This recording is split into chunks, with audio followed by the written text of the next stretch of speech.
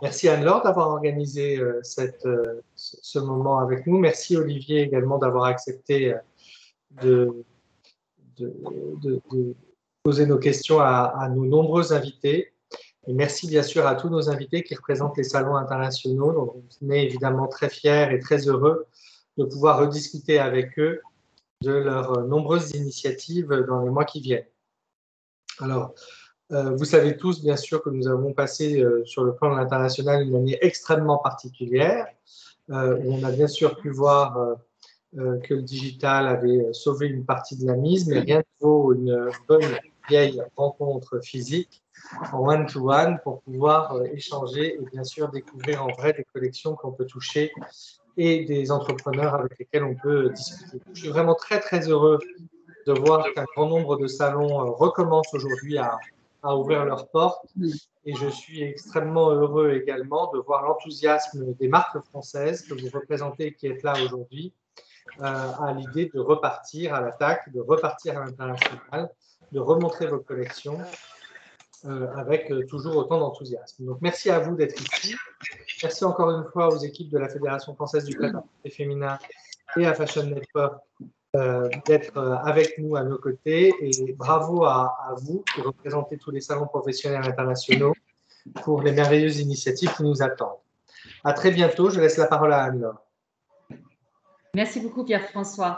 Merci à tous de nous avoir rejoints. Nous sommes ravis de reprendre avec vous le parcours des salons internationaux, d'autant plus que sur une étude que nous avions faite en juillet, 82% des marques nous avaient signalé leur intérêt et leur volonté de retourner sur les salons internationaux. Donc, avant de commencer ce webinaire et de rentrer vraiment dans le sujet pays par pays, je tiens à vous souligner que le webinaire est enregistré. Nous avons le plaisir d'accueillir pour ce tour d'horizon international par pays, notamment pour l'Allemagne, Claudia France, qui est directeur Brand Management de Metz Frankfurt Exhibition et qui intervient aujourd'hui pour le salon éthique néonite et pour le nouveau salon qui reprend finalement les fondamentaux de Panorama, Value.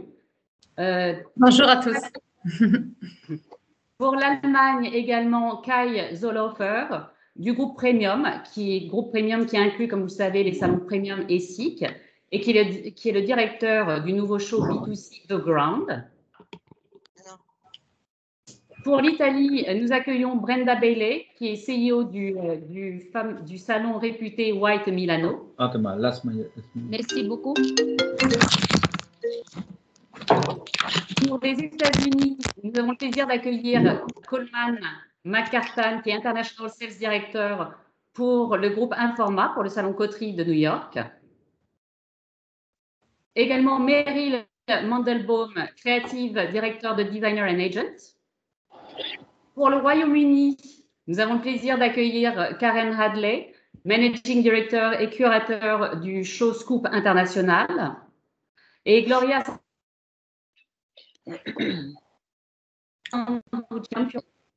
pour la Russie, enfin. Ulrike Keller, Managing Director de IG Compagnie Düsseldorf et membre du board du CPM, sera avec nous pour parler du salon CPM de Moscou. Merci à tous d'être présents pour cette table ronde. Thank you all. Et je passe désormais la parole à Olivier Guyot, qui est rédacteur en chef de France de Fashion Network. Merci Anne-Laure, bonjour à tous. Je suis très heureux d'animer cette conférence car effectivement on sent qu'il y a une envie de repartir à l'export au niveau des marques françaises. On sent qu'il y a aussi au niveau des détaillants des envies de faire entrer de nouvelles marques. Donc c'est autant d'opportunités certainement à saisir sur différents marchés. Et cet après-midi est dédié à cela pour vous.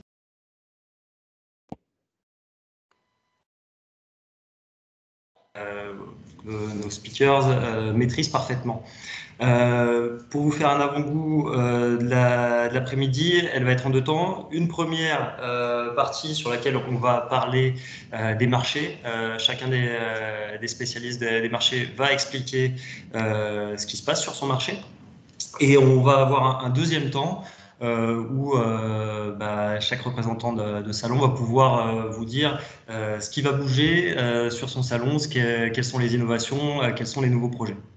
Donc voilà, on va d'abord commencer. Je vais tous vous demander, si vous ne prenez pas la parole, de couper vos micros si possible. Et on va pouvoir commencer directement avec les États-Unis. On va y aller en anglais. Donc, to start, we're going to start with the US market, and we're going to start with Colmac McCartan from Country. Good morning, Colmac. Good morning. Or good evening, maybe. Yeah, good evening for you. Yes, you're right. Yeah.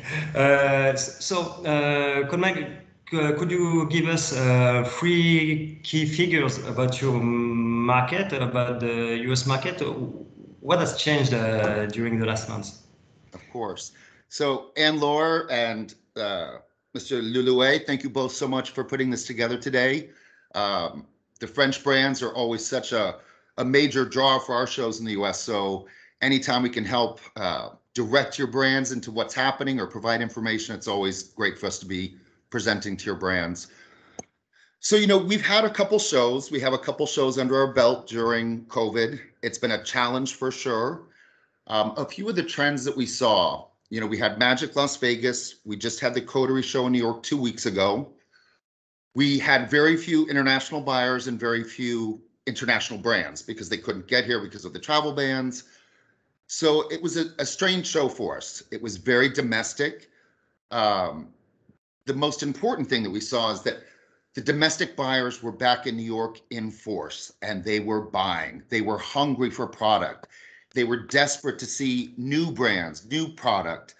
So that was a very positive trend that we saw, that the US retailers were actively out and really so excited to be back in the community and seeing everything that was new. One of the things that we also noticed is that the buyers were really, events are coming back. So they were looking for event-driven product. So whether you're talking about weddings, people are going back to travel. So they were looking for resort wear, swimwear. They're traveling again, going on vacation. They're going back weddings. I don't know about everyone else, but I've been to 5 weddings in the last few weeks. Everybody's getting married all of a sudden. So, you know, people are going back to events, weddings, christenings, religious events and ceremonies. So a huge trend of buying again into those kind of events. You know, I think we've all spent the last 2 years in our sweatpants and shorts on the couch. So we haven't really been buying that kind of event clothing. So that was a big trend that we saw, that retailers were really looking to refill their stores with that kind of apparel, accessories, and product to meet those kind of event needs that we all have going back out in the world. Do you see different trends between the East and the West Coast? There's always a strong difference between New York and Las Vegas. The New York market in general can support a much higher price point. So typically the Europeans do very well in the New York market because we can support a European price point. And of course, there is a difference in style. So at our Las Vegas shows, it's much more California style of dressing. It's looser, lighter. It can be a little bit less expensive, so not as formal. You know, here on the East Coast, we're wearing blazers and pocket squares, and in California, they're wearing shorts and t-shirts. So there is a big difference between the East and West Coast events. I think 70% of the buyers that shop our Las Vegas shows do not attend New York. So it is a huge division. And one of the things I always say to European brands is when you're entering the US market, you should really consider them as 2 completely different countries. Don't try and do everything at the same time. If you're coming in for the first time, concentrate on the East Coast or concentrate on the West Coast. And once you've got one of those under your belt, then think about expanding into the other market, because they are so extremely different. It's not wise to enter the US market and try and do East and West Coast at the same time.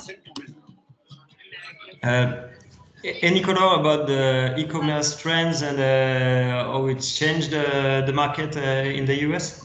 Yeah, well, e-commerce is extremely important. It's Obviously, we've all been home doing our buying in different ways. Thankfully, that hasn't changed the buying at our shows. We still see all of these e-commerce buyers at our events that they're looking for product. They're especially looking for new. So anytime we have new brands at our shows, it's always a good thing. So yes, e-commerce is extremely important. Also digital. The digital components to our shows have been very important. And I know the French Federation has tried as well. You've done some experiences with, I believe, Born. We tried New Order and Born. We've certainly had our difficulties in the digital world, as I think we've all experienced the same thing with digital. It's new for fashion, and it's just not something the community is really ready to embrace, but it's coming. And I think we all, in addition to e-commerce, we all also need to be looking at digital and how we approach it. And we as shows are particularly curious to understand how that's going to work. And I think brands also need to be paying a lot of attention to their digital strategies and how they can best present their product online. So digital and e-commerce are both, equally important at this point. Okay, good, great. Thank you, Coleman, for this start. Now we're gonna ask to Claudia Franz from Neonit and Value, how is doing the German market, and what are the three main trends that you can see on the German market? So first of all, I would also agree to Coleman about everybody is hungry of going back to physical fairs again. So this is in the US because I'm a brand manager for our international fairs, which we have in textile as well. And we could see around the globe where it is possible to arrange shows, people are coming to the shows and they're desperate to do business there. In Germany, actually, I want to give you a little overview.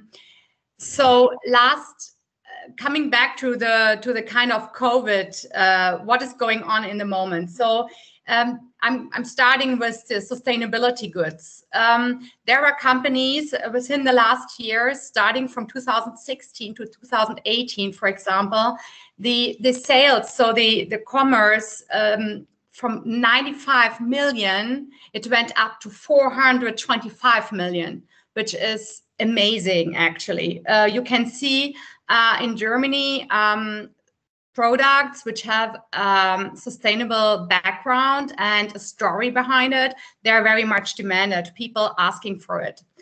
In the same time, also talking about the online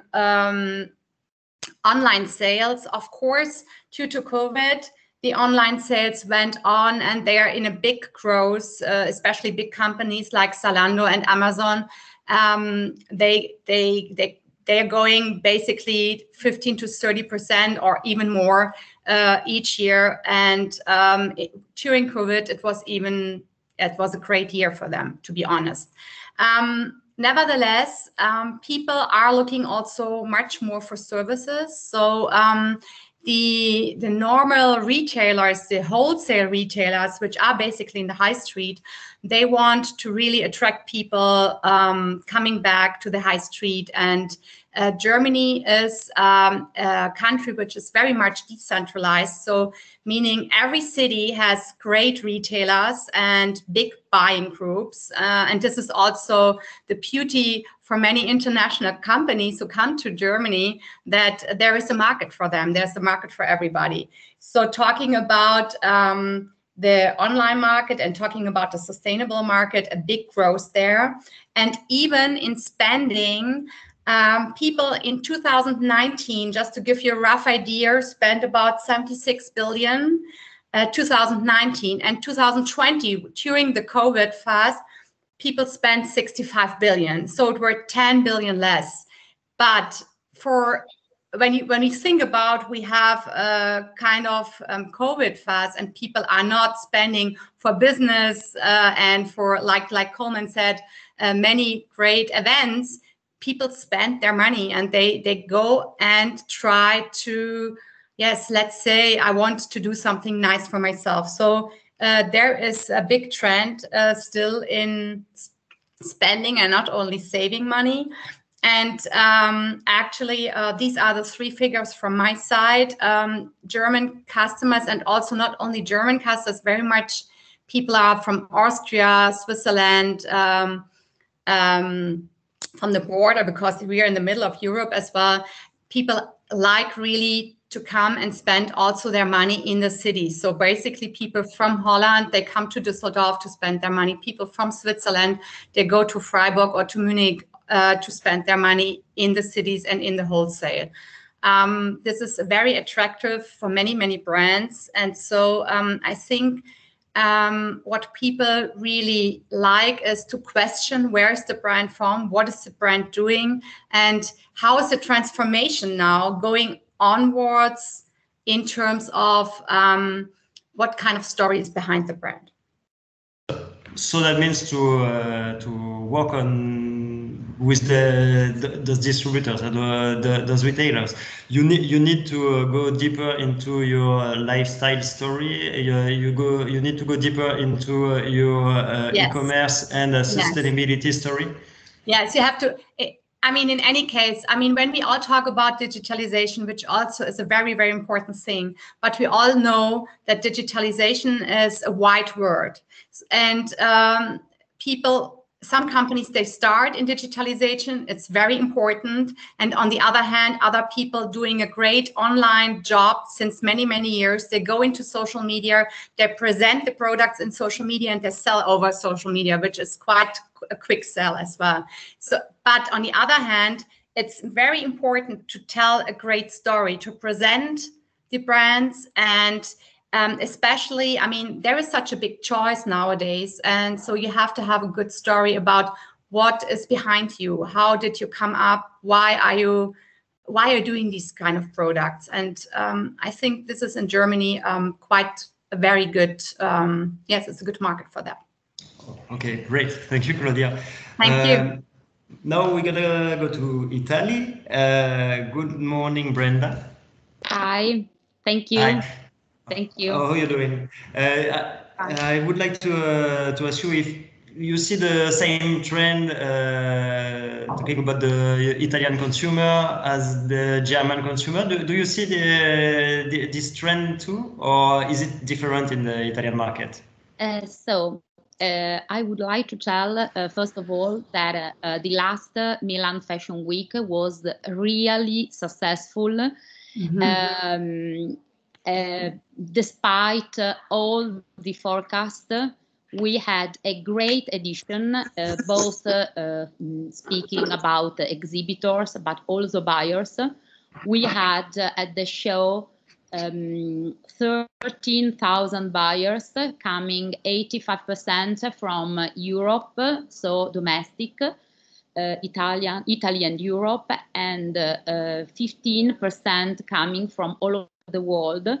We had a very strong incoming activities of international buyers coming from Russia, coming from United Arab Emirates, and from, only the Japanese and the Chinese and the Korean weren't able to attend, but we had a really great edition.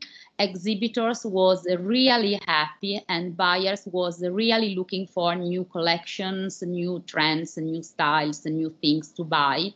And here in Italy, the economy is going really, really well, because our Prime Minister, Mr. Draghi, he is really strong, internationally speaking, and our gross domestic product is growing a lot, and the companies are, earning like now all the loss that they had during the COVID period. So in Italy, for us, we will attend to have next year really nice opportunity for all the market, and also financially speaking, the bank and all the system is supporting brands and companies here in Italy to grow and to develop their own business, both in digitalization and sustainability.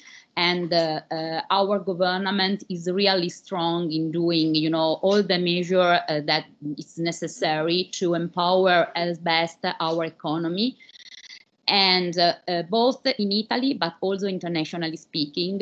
So we are really, really happy to have, to stay in these trends, because for many past years, Italy was affected with, not so good government or not so good, possibilities. But right now, Italy is, a really strong and powerful land in where brands can have a really big success. The economy, the people really would like to go back, to the event, to the activities in the store, in the city, go back to, to travel. So I am very optimistic concerning the following the next edition that we will have in February and in September. So we are working on this side in, pushing and having, to share this opportunity to everybody. All right. Just one question about the wholesaler network in Italy. What is the state of shape of this network? Pardon? Well, all the retailers in Italy are doing now. Are they in a good state of shape? Are they going well? I don't hear very well, sorry, because there is a noise. So. All right. I asked if the retailer networks is going better now. Do you see good points for this network those days? The retailers, yeah. In Italy, there is a strong. Do you hear me? Because I heard like a echo. So in Italy, yeah, there is fine. a strong between the store. We have 1,000 stores in Italy. I think that there is no country in everywhere that has so many stores like in Italy, because we have many multi-brand stores everywhere, and also in the small town everywhere we have 1,000 store multi-brand store. So Italy is very famous, for this kind of system in retailers. So in our database, we count 1,000 Italian stores from the best store with the high the maison, with the brands, with the big brands, but also with scouting brands and also new brands, talented brands, and also in sustainability. We have a really strong network, but not only in store. We have also a strong network between showroom and a very strong system from the production till but made in Italy production is very well known everywhere in the world. So from the production till the end consumer. So Italy is really strong in fashion business. Okay, thank you, Brenda, for this insight. All right, now we're gonna look at the UK market. I would like to ask to Gloria how the UK market is going on. We all see that you've got something like questions about the Brexit and the situation. But what's your vision of the market? Well, first of all, thank you for your feedback, Colin and Claudia and Brenda. It's fair to say that we see similar patterns in the UK as well. Clothing has always been big business for the UK. The UK's fashion industry is worth 26 billion and 800,000 jobs to the economy, making it the UK's largest creative industry. And I would say that the best word that describes fashion retailing in the UK is resilience. What COVID-19 has done is metaphorically shook the tree and shaken out many retailers who are not. This year, generally, the market is about 3% down on 2019 spend. But in September, big fashion retailers saw a 10.5% increase in sales, indicating consumers are going back to big brands they trust. And generally, this is a positive indicator for the market bouncing back. So that you're optimistic about the way the consumer are buying clothing and fashion products. Definitely. The clothing market is forecasted to be back to the 2019 spends by the end of 2022. So we are not that far from that point. £756 million is the average weekly spend for fashion in September in the UK. My advice really is that brands and designers need to capitalize on this right now and prepare their strategies.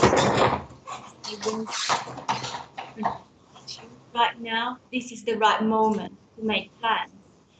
And if they want to be part and invest their money in market-leading events, this is actually what Hive does. Market-leading events in fashion are Pure London and Scoop that we will be touching in more details later on with Karen. But really, overall, it's exciting times for us moving forward.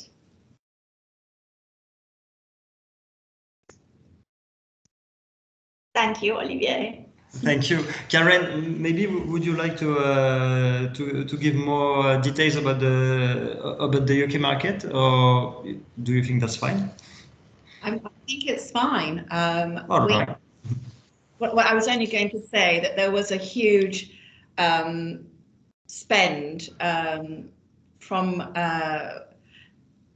retailers, and we saw that in our September show. It was a sort of a pent-up demand for actually going to a trade show and actually placing orders, which was a very good sign moving forwards. Sure, that's very interesting. This. I think we're gonna come back to Coleman to talk about the US market, and maybe if you can give us a kind of forecast for the next months and the next seasons. What is your feeling about the US market? Where the US market is going? Right. Well, you know, as I mentioned, we just had the Coterie here in New York a few weeks ago, and while it was primarily a domestic show, the buying was incredible. Many of our showrooms, Fori showroom, for example, Jacopo from Fori showroom, he represents mostly international and Italian brands. And so his brands were actually present at the show because they had a rep. He pulled me aside and said he had the best show ever, that the buying was something like he had never seen before. So considering that Coterie was primarily a domestic show, everybody was happy with everything that happened at the show. So looking forward to February, we're running a little bit late. Coterie is set for February 27th to March 1st, which is late for us.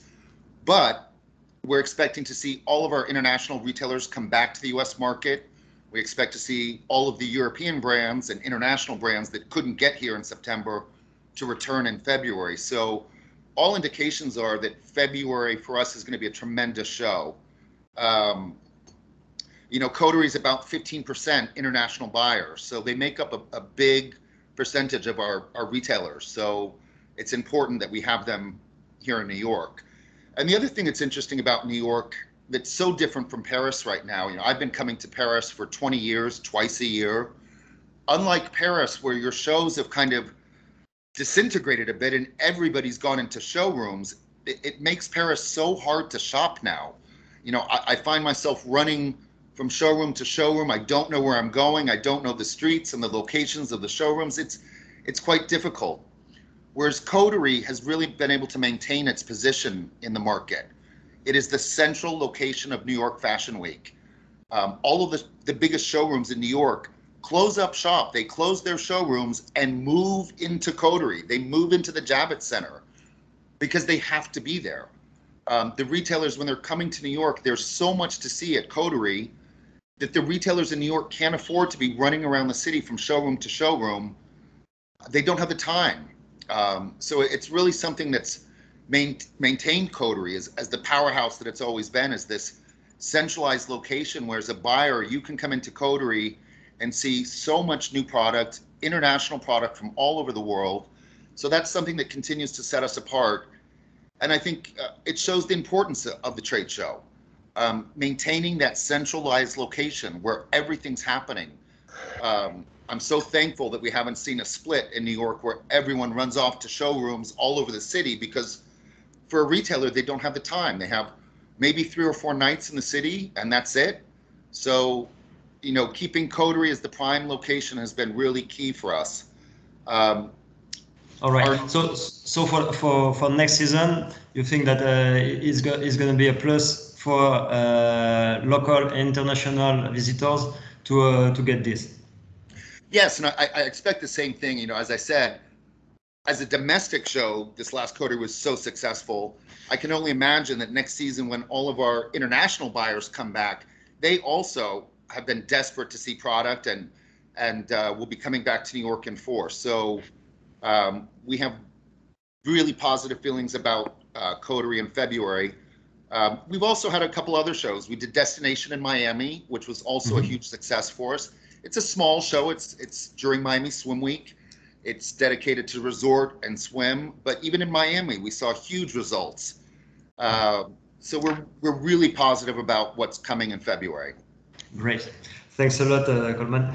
Now from New York to Moscow, we're going to ask to Ulrike how is going on the Russian market, and maybe for French brand, what would be your advice to enter or to go deeper into the Russian market? Hi, Ulrike. Well, yes. Yes. Hi. Hello, and thank you, first of all, very much, Andor and Monsieur LIEUX, for inviting us.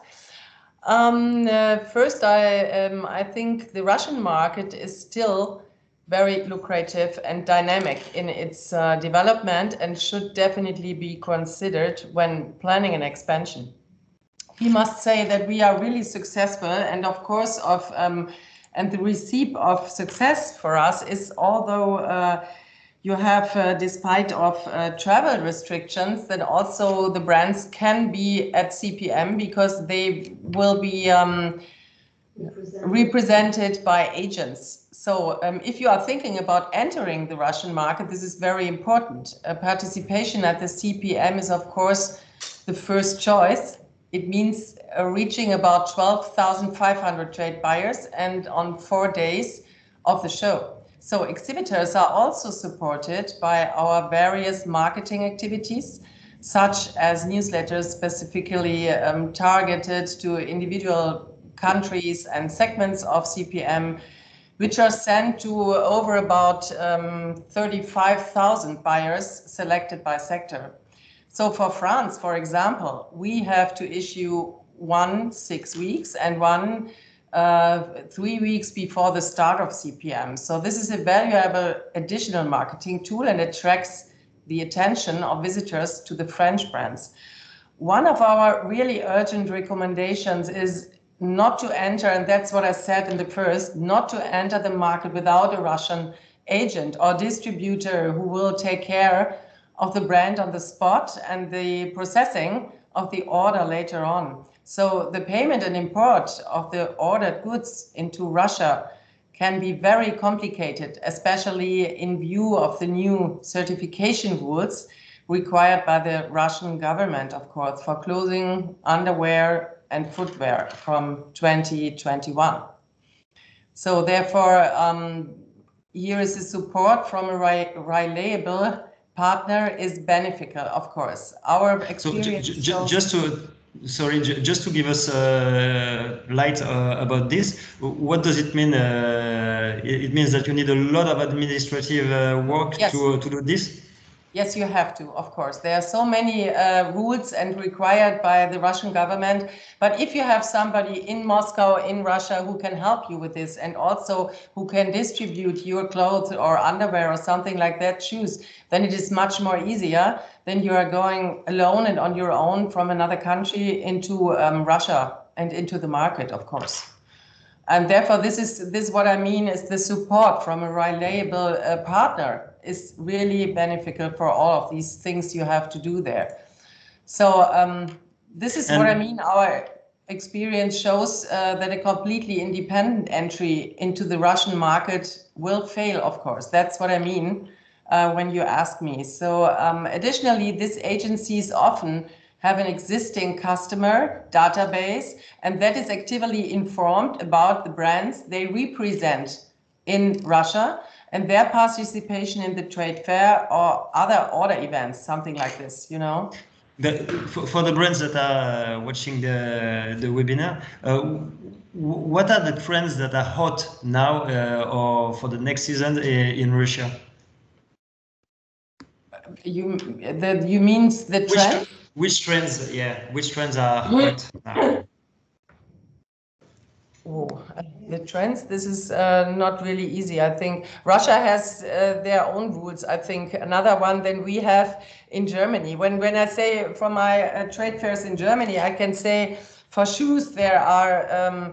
Of course, the more elegant shoes, something like this, because people are going now after the pandemic, they want to go into events and something like that, or for clothes also, evening wear, something like this, or outside of these sneaker tools and outside of joggers. And I think this is also very important, but I think if there's pandemic or no pandemic in Russia, it is even more important to go elegant outside than to go with a jogger or something like this. So I think this will be straight trends without pandemic or within pandemic. This is for Russian women and people very, very important to go. All right. Thanks a lot, Ulrika. You're welcome, of course. Thanks a lot. We're gonna ask Brenda again about white about what would be interesting for the Italian buyers into a French brand. What would be the asset for a French brand in the Italian market? Yeah, I think that French brands are really, you know, well positioned in Italian market because of the similarity between our culture, between Italy, you know, and France. There is, you know, a similar culture. So also in quality, in sustainability, in trends, in contemporary style, in prices, because our markets are quite similar. So I think that, you know, for a French brand come to exhibit in Milan is quite similar, you know, for an Italian brand to go to Paris. So we have the similar, you know, rules and we share, you know, a very similar markets. So I think that for a French brand could be a really great opportunity for sure next year, because of white as the same, you know, of coterie strategies. We will try to keep our, you know, positioning in Italy, because we are the first trade show and the most important one for woman collection.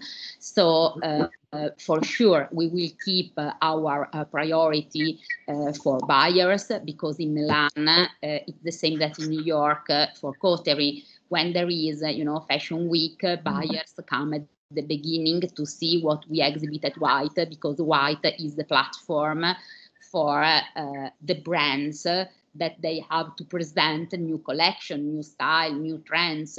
So buyers come at the beginning at White, and then they will decide where to go to buy after the show. When we finish, when we close, they will follow up the selling campaign in the showroom. Moreover, we have a very strong relationship with the showrooms, with the Italian showrooms that they are right now they joined in association between, they created two big associations, these showrooms, both in Milan, and also there is the first one association in Milan, Camera Nazionale Showroom, and another big association was born during COVID, it's NIAM. It's another very big, huge association between Italian multi-brand showrooms. So they join us with a strong partnership. So also White follow the same, strategies that the most important trade fair in the world. So also for us will be our forecast is to maintain our first line both in the selection of brands, because for us the selection, the quality is the first thing to reach, and then for us it's very important also the design of the fair, because White is very famous all over the world for the design of the booth and of music, foods, and all the services that we are able to provide to our client, both buyers and brands.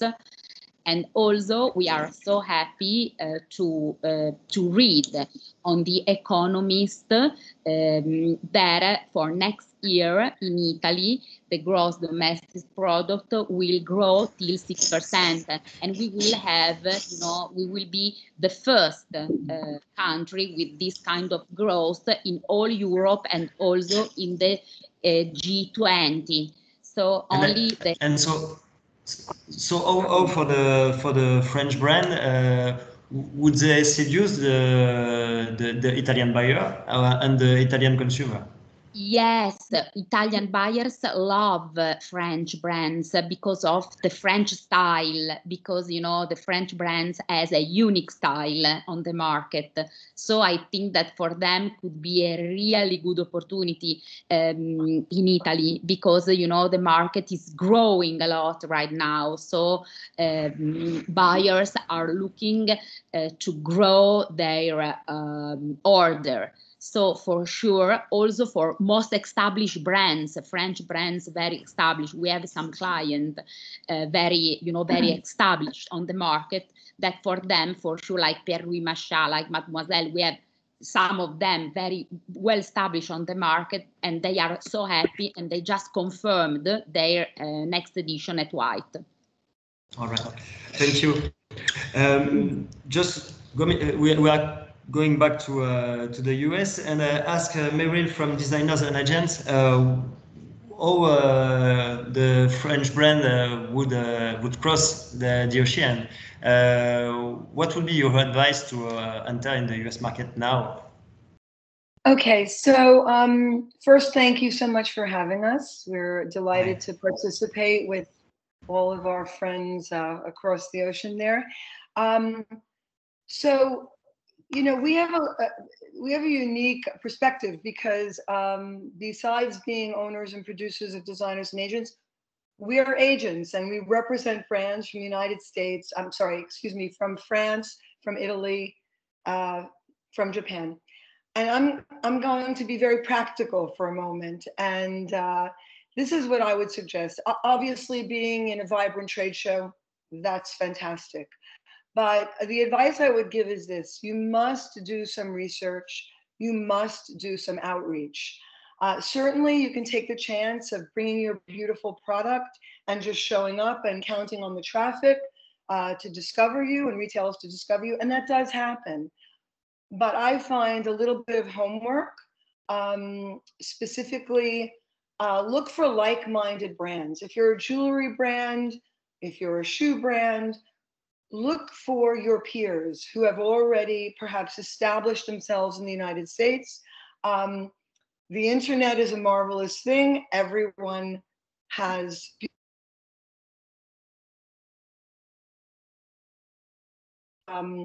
as I say, a like-minded brand, see what their distribution is, get a sense of who might be right for you as target stores, develop some outreach materials, not too much, just the right amount.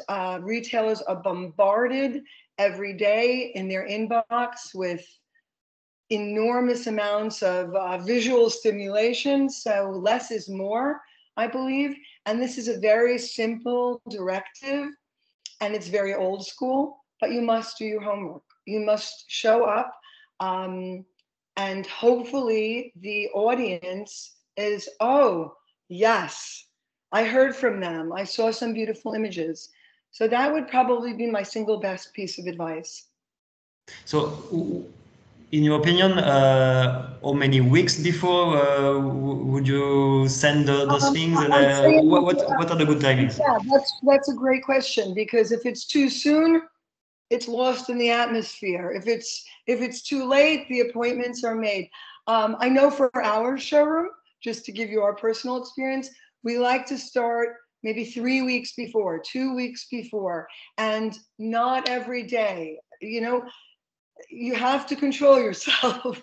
Really send out there the most powerful and evocative images and the best message you can, and to be respectful of retailers' time and energy. They're covering a lot of ground, yeah? Thanks a lot. That's really interesting. I think that Claudia from Neonet and Value would give us enlightenment about this as well from the German market.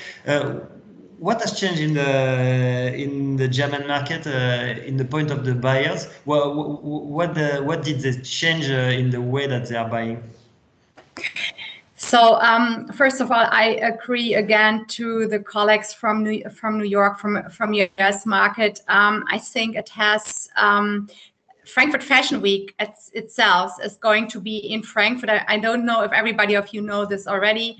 It was in the press, but we are going to have Frankfurt Fashion Week in Frankfurt, so centralized on one point of sale, all the brands, Neonet, Premium, Seek, The Ground, Value, Paris Sourcing, and Advanced Fabrics in Neonet. So I think one thing is pretty much clear. People appreciate short logistic ways. And during the last 1.5 years, the buyers, they had to find new solutions. And they found new solutions. So many brands, they offered a kind of hybrid. They said, okay, I send you sketches over, and you're going to buy over a sketch, and then you come to the showroom by appointment. But nevertheless, it was big work for them to do, and everybody really appreciates to come to one-stop shop solution. And so this is one point. The other point is that the budgets, even if everybody of us dreams about having a double budget, the budgets for the retailers, some of them, of course, they're going maybe over their budget, but people don't want to risk too much in one time. So the budgets are going to be split. And for me, like I said before, every brand, there's a tremendous change also in the retail market. So the buying needs to be more efficient.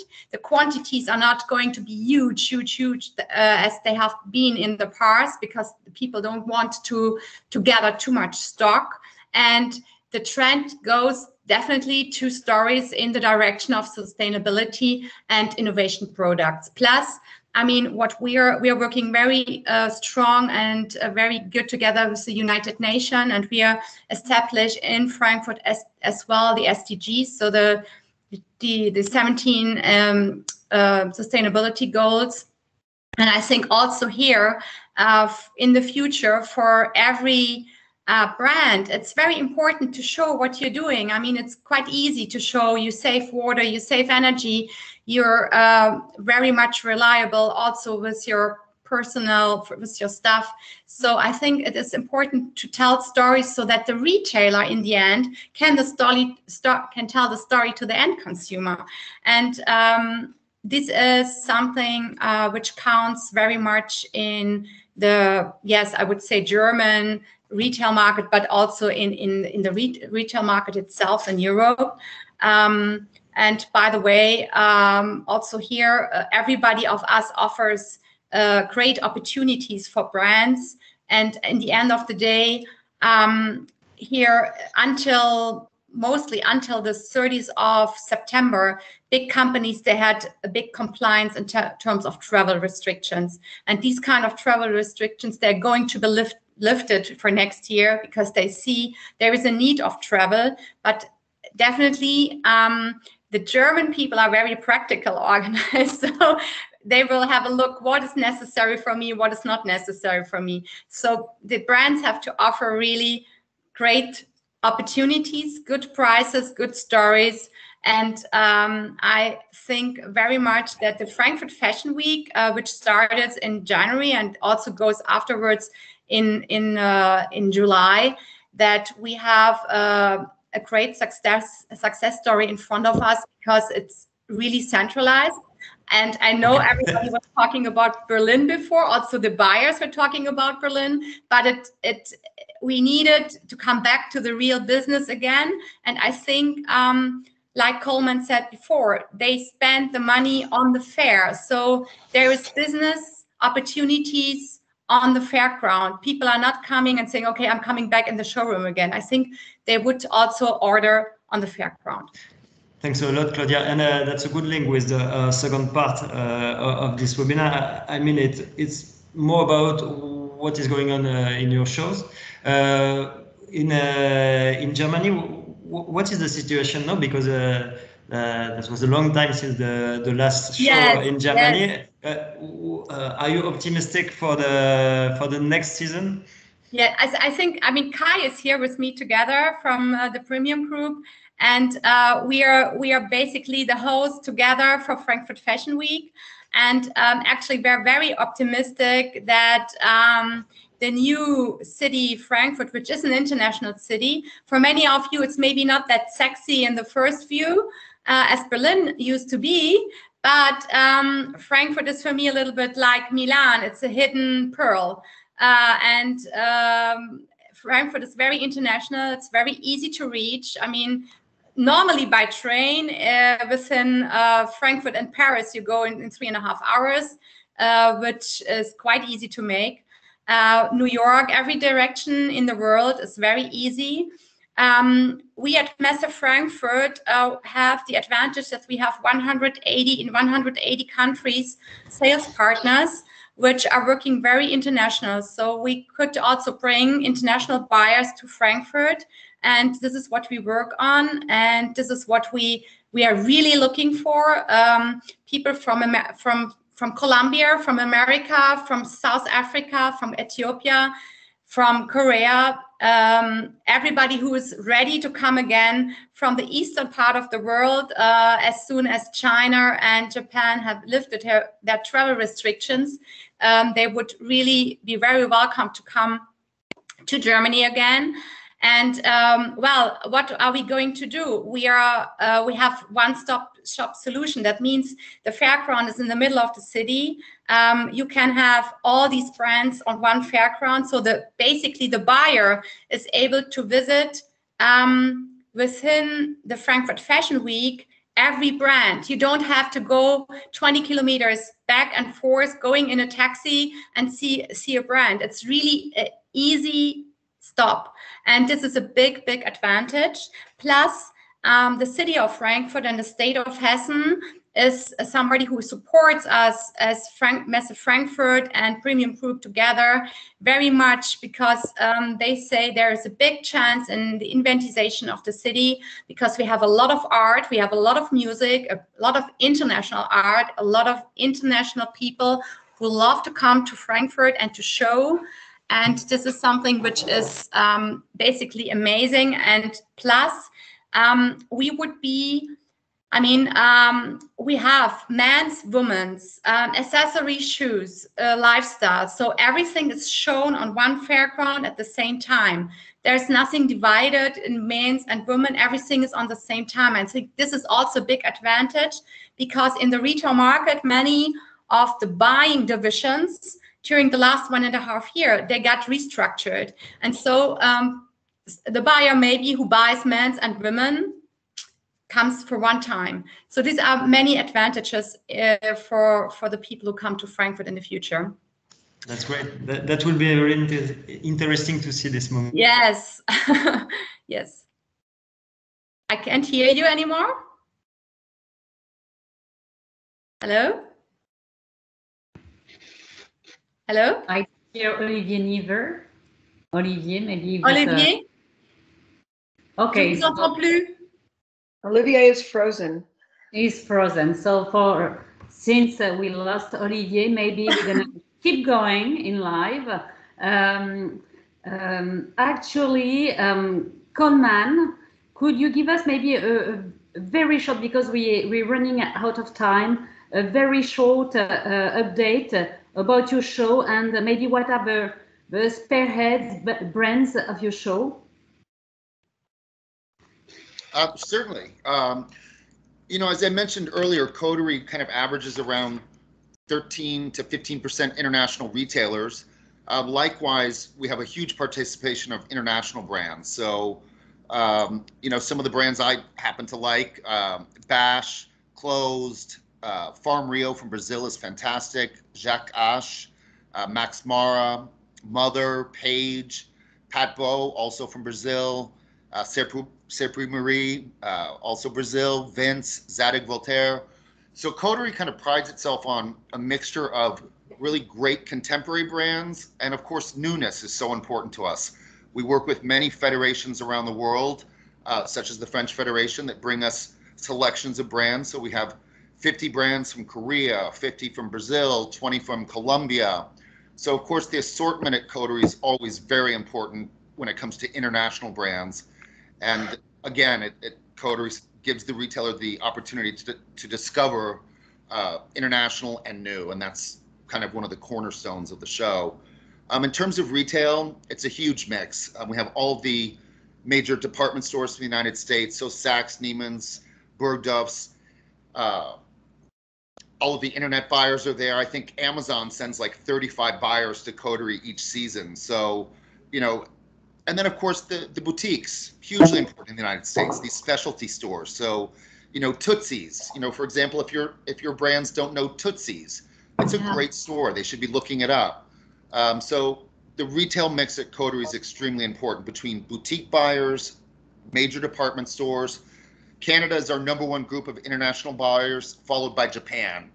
So of course, we didn't see the Japanese this past season. So in February, we're looking forward to seeing Isetan, United Arrows, Ships, Beams. We're looking forward to seeing all of those Japanese buyers back in force in February. So the international mix of retailers and brands at Coterie is hugely important to us and to our retailers as well.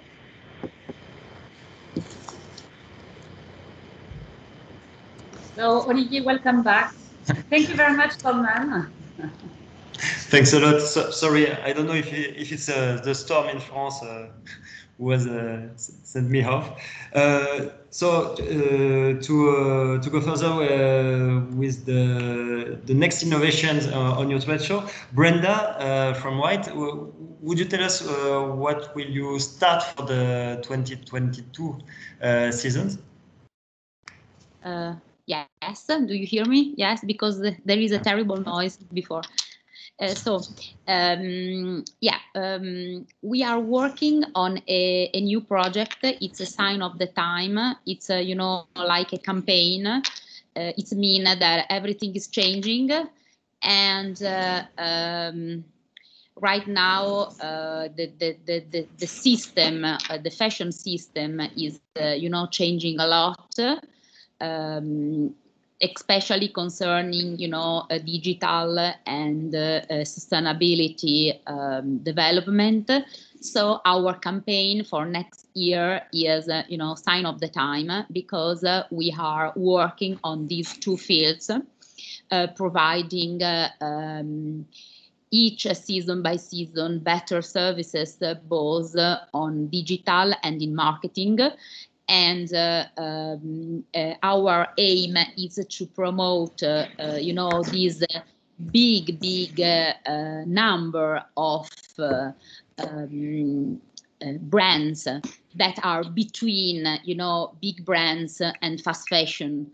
This is a very huge world of companies in this, you know, in this middle world. And we would like, you know, to become a marketing opportunity for them, for both exhibiting but also in communication. So our aim is to develop as best our, you know, digital services, like our improving our channels, like Instagram, like you know, our website, but also our B2B marketplace digital system, in which we invest a lot during the COVID, and we don't want, because right now we are on physical, you know, not to work again on the digital. So we would like to continue to push the physical trade fair, maintaining our, you know, our leadership in Italy, and growing also in marketing and digitalization. So this is what you know, our new, you know, aim for next years. So that means that you will keep everything under the White Milano umbrella. Yes, White Milano will grow in, you know, we will in February, we will have again all our location in Tortona Fashion District. We will have our fourth location in September. We had only 2 big locations, Super Studio and Saldo, but in February we will have also the other 2 locations. So we will come back to our standard that we had before COVID, and then we will we are working on new project because we have right now a new team inside our company, very strong commercial team, because during this period we work a lot on our company, on our procedure, on our, you know, digitalization system. So we try to improve as best the services to our client and to buyers. We did this very important agreement with the showrooms, Italian showrooms and also international showrooms. And perhaps during September, we guessed the London showroom because they decided to exhibit only in Milan, and most of international showroom decided in September to exhibit only in Milan. So we had a extraordinary, you know, September edition because they decided to stay only in Milan. So we have the exclusivity of huge quantity of showrooms and brands and new things on the market, like Swarovski decided to present their new collection at White worldwide. So it was for us a great, you know, opportunity to have this kind of client, like also big client like Eton, like Borsalino, like Incotex. We had for the first time these big groups exhibiting at White in September. So we will continue on these strategies. Okay, thank you, Brenda. Just maybe Kay didn't talk about Premium Group before. I'm sorry, did he? No. All right. So I would like to hear from Kay about Premium in Germany. Would you tell us what is going on in Premium Group? And I think that you are cooking a new project.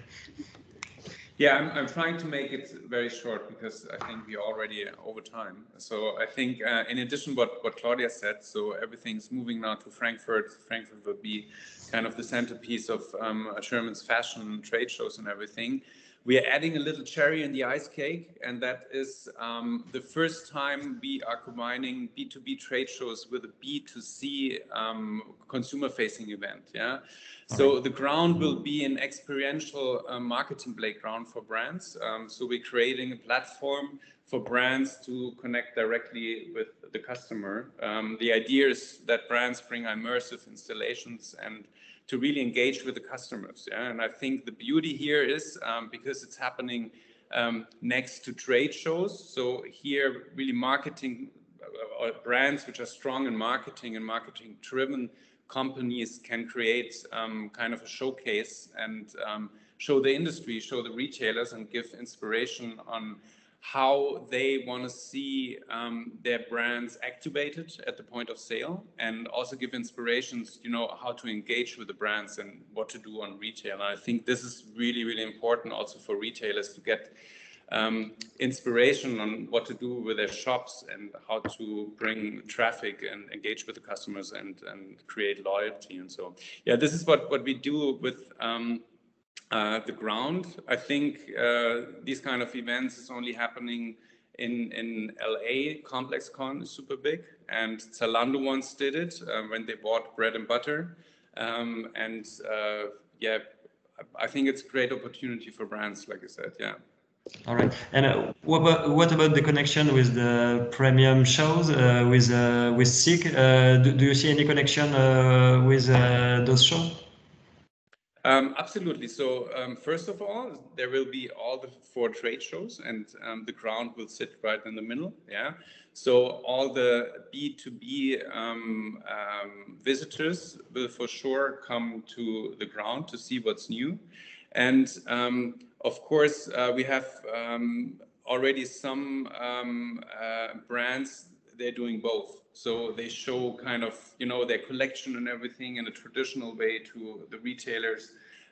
But they come to the ground and use really to create the showcase, because, yeah, just to show what's marketing wise in there, what is their marketing capabilities. All right. And what about the premium and SIG? Any new things for the next season? Well, first of all, of course, we moved to Frankfurt. Yeah. Yes, that's a big one. But that's the big thing already. Yeah. No. But of course, I think what we're trying to bring to life here is really, because what we realized all, I think, especially during Corona, so the business for the retailer is much more complex than just picking product and sell it. Yeah, it's really about you know, it's about digitalization. It's about different customer behavior. So the customer is much more purpose-driven. It's looking for value-led communication. So we are bringing in solutions. We have a collaboration with online marketing rock stars in Germany. Yeah, so Philipp Westermeier is coming. We're bringing solution providers in there.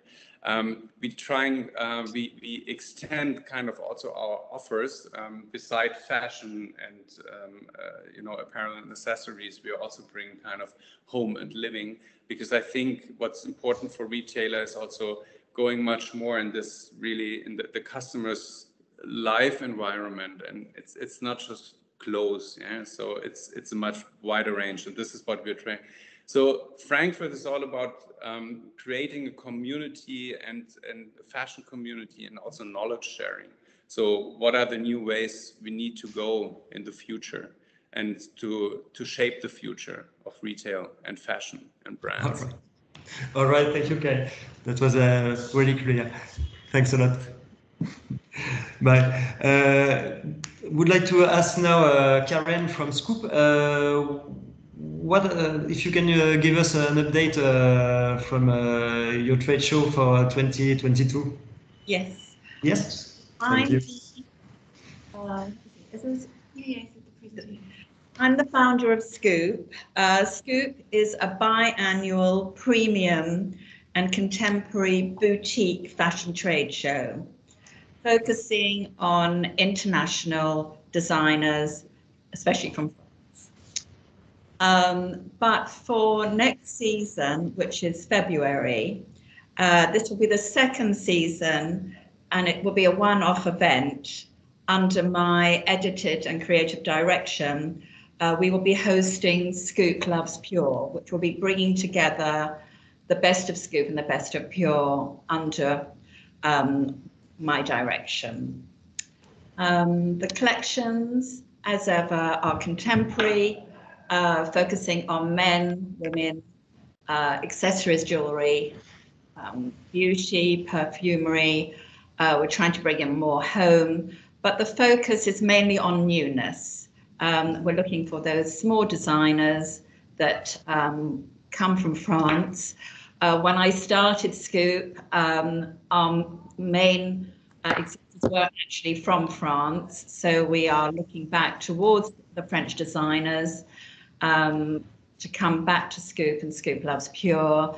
There's such a strong synergy between the English market and the French market. We're a similar shape. We aspire to buy into French designers. So we are really keen to start working again with French design. In the past, as you can see, we've had a lovely selection of French designers from Armor Luxe, who were with us this time, Easy Peasy Glasses, Daisy Petito always shows with us, Art Shoes are always with us. A very strong following from France, but we're very, very keen next season to be bringing more on board. The visitors, the English market is actually quite strange, is that the independents and small retailers in the UK and Ireland do not travel the same way as their European counterparts. They come to London, to Scoop and Pure to do their buying and to their agents. They don't travel to the international shows the same way as they do in Italy and France. We focus on the department stores, and we bring the buyers from Harrods and Liberties, Phoenix Group. We also have a VIP program, which we'll be reintroducing for this February show, where we do bring buyers from Galeries Lafayette and La Rinascente, and we obviously will be focusing on online retailers. But we return again on our own. Scoop returns on its own in July in 2022. So it's only for the February show that we are. All right. All right. And so I'm gonna ask to Gloria how Pure is going on then after. Yes. Hi. Thank you, Olivier. The last Pure London show that we were able to run was in February 2020, and it really feels like a long time ago. So you can probably really imagine how actually I am excited to be able to talk about Pure London today, which is finally returning to Olympia next July. And as Karen has explained just a minute ago, is about bringing the synergy of Pure London and Scoop together for a one-off event this February. But July will be for us a big celebration time. Pure London is vital to the fashion industry in the UK, being a market-leading event. And innovation is one of our values that I'm mostly proud of.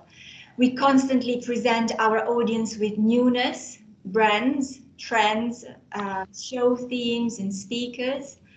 We bring together around 900 UK and international brands across womenswear, footwear and accessories. We have educative seminars and trend-led catwalks. Sustainability is also something that I value our show for and is at our heart.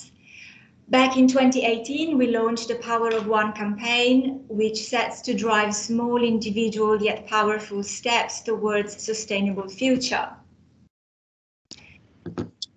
In the UK, Pure London is the largest fashion trade show. It takes place in a very beautiful venue in central London, which used to be a Victorian train station.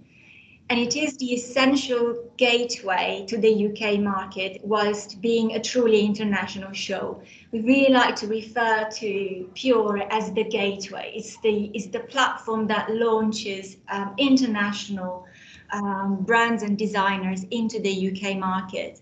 And French brands are very important for us.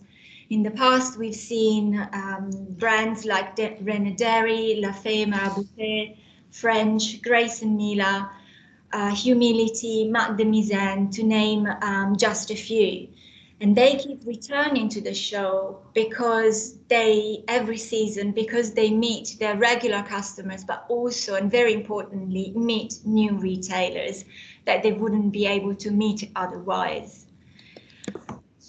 We know that, as Karen was also outlining a while ago, just now, that 40% of our visitors do not travel to any other international show. So if they want to find something very special for their shops, they have to come to Pure London and Swoop. Very importantly, Pure London acts as the face-to-face buying platform for brands and buyers to connect and do business. It's a transactional show. Buyers come with the intention to spend their budget, and that's really what makes our show really unique. All right. Thank you, Gloria. You're welcome. So next season would be, what will be the date? That will be 17th and 19th of July in Olympia. And the name is Pure London. All right. Thank you. Thanks a lot. Now I'm going to ask Meryl from Designers and Agent to give us more color about their concept. How do you work? If you want to explain to the French brands, what's your concept?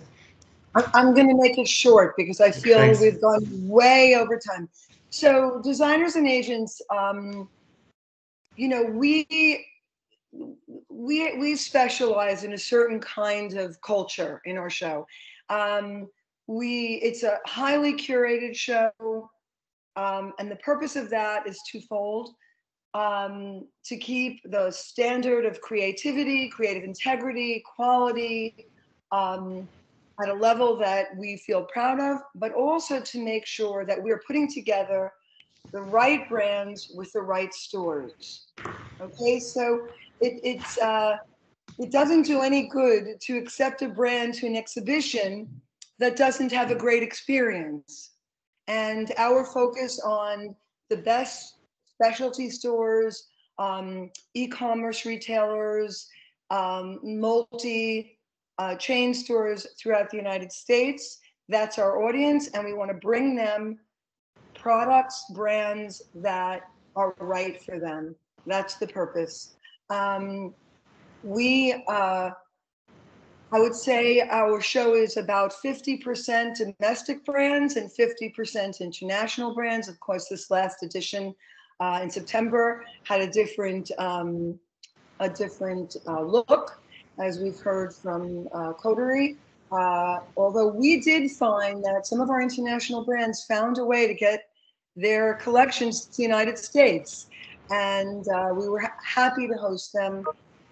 Like we've heard from the other shows, the pent-up demand, the vibrancy and energy from retailers, the buzz of business as usual was incredible, and I think an enormous relief. We'll all wipe the sweat off our brow. I think that DNA is a place where you can come to the United States and your brand will be seen by the retailers that you're targeting. We're a relationship-oriented show, and that's who we are. All right. Thanks a lot. Yeah. That's very clear. I would like to finish this session maybe with Ulrike from CPM. Maybe would you give us the idea of a brand was done something very great on the Russian market? Maybe you could tell us more about one thing that that has proven that it's possible to enter and fulfill into the Russian market.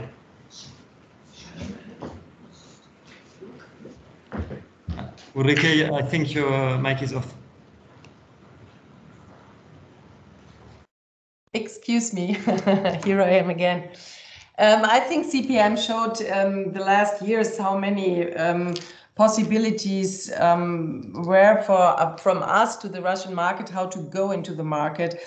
Alongside, we had the designer pool, where young Russian designers maybe could introduce themselves to trade visitors, special rates and something like that, and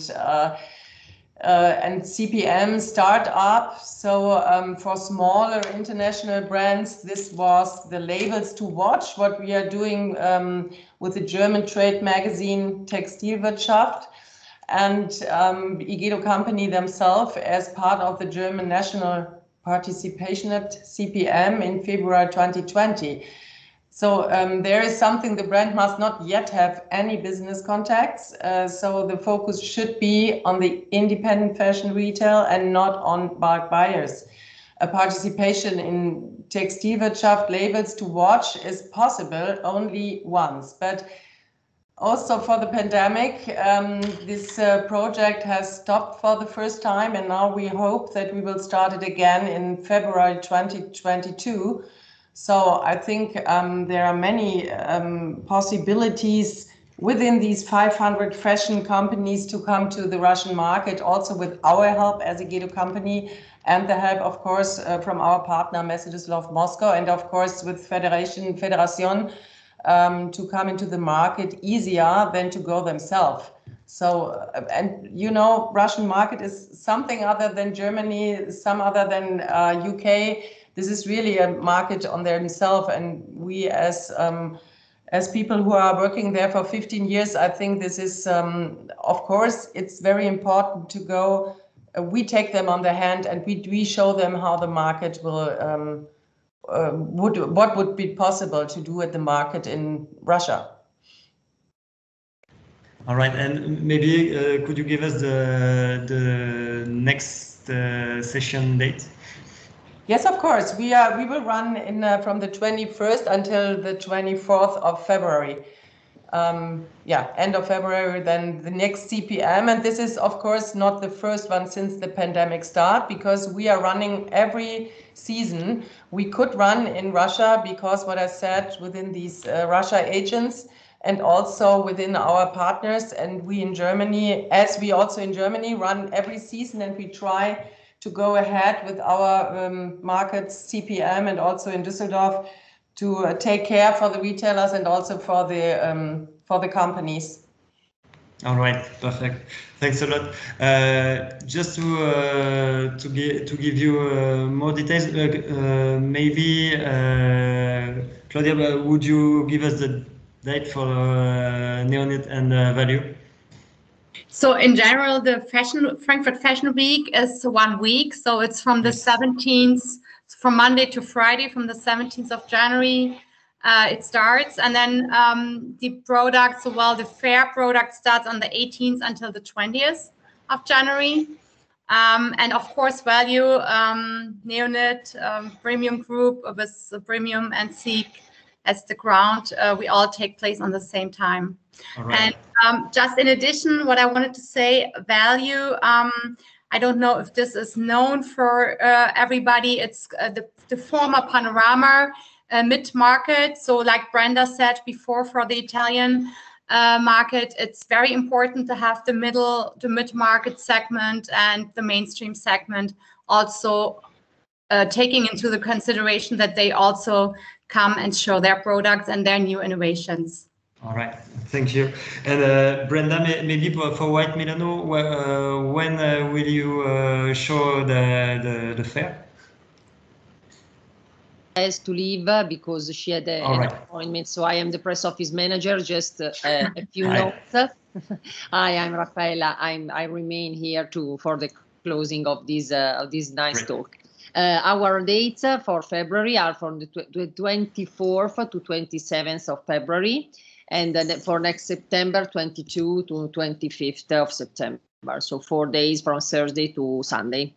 And as she said, we feel like next edition will be very successful, since we have already experimented a huge audience in September. So we are really optimistic towards the future. So okay, that's great. Thanks a lot. Thank you to you. Bye-bye. Maybe we're gonna, before closing this this session, maybe we could have 1 or 2 questions if you want. So if you wanna open your mic and maybe ask your question, and just before presentation. Actually, before we take any question, if you don't mind, I wanted anyway to thank all the speakers, because I'm afraid we might run out of time, and I'm going to speak in French for the French brand, just 2 minutes. Tout d'abord, merci Olivier. Hein, je me permets, comme je vois qu'on a un petit peu le temps s'envole. Je voulais signaler aux marques que les différents salons qui participent à cette intervention font pour la plupart partie du plan export, et sous réserve de validation par les commissions du défi qui auront lieu en fin d'année, ou par la commission également des chèques relance export, il peut y avoir des aides, des dispositifs d'aide activables. Aussi, n'hésitez pas à prendre contact avec nous, avec moi, de façon à voir si le salon de votre choix peut bénéficier de subventions. On sera ravis de vous renseigner. Je voulais également vous signaler que, conscient que nous aurions très peu de temps malheureusement à consacrer à chacun des salons, mais nous souhaitions vraiment les mettre tous sous les spotlights, et qui sont tous des salons assez prioritaires pour nous. Nous voulions vous signaler que nous avions mis en place un partenariat avec le podcast Wholesale is not dead, et que vous pourriez prochainement suivre des podcasts dédiés par salon avec cette société Wholesale is not dead. Donc on vous fera suivre tous les liens pour bénéficier de ces podcasts et pour avoir un maximum de détails par salon. Voilà, je laisse la parole aux dernières questions, et bien sûr, si vous avez besoin d'informations complémentaires, que ce soit sur la fédération, sur le site prêtaporter.com, ou sur les opérations Mode in France, sur le site dédié modeinfrance.com. Je laisse la parole aux questions. Très bien, n'hésitez pas à poser votre question directement, ouvrez votre micro et expliquez à qui vous voulez vous adresser.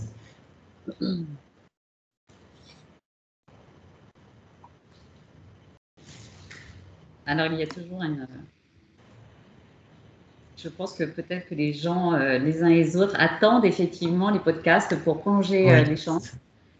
Première question, pourrions-nous avoir le replay? Oui, j'ai remarqué que beaucoup avaient eu quelques difficultés à se connecter. J'ai reçu quelques petites sollicitations.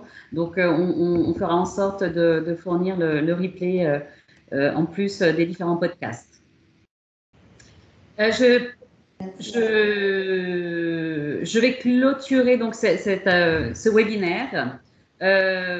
Vous précisez que bien évidemment les différents salons qui sont autour de cette table ronde ont des représentants ou sont je vous adresserai leur contact sur demande. N'hésitez pas à me contacter ou contacter le service international de la fédération afin de rentrer en contact avec ces différents opérateurs de l'international.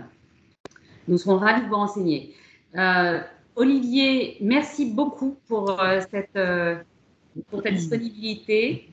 Merci à tous. Thanks to all the speakers. Very nice to have this evening with you. Merci à la fédération, et puis à très bientôt, et surtout allez vous tester à l'export, chers amis, marques et entrepreneurs. Merci Olivier pour cette orchestration de cette table ronde quand même assez internationale. Dear speakers, I wanted really to thank you as well. Thank you very much for being with us today, whatever the time is, and it's very appreciable. Thank you very much, and I hope that we will be able to meet each other quite soon physically, meaning we will be able to get back to you very shortly physically. Thank you. Thank you very much. Bye-bye. Bye-bye. Bye-bye. Merci à tous. Merci à tous.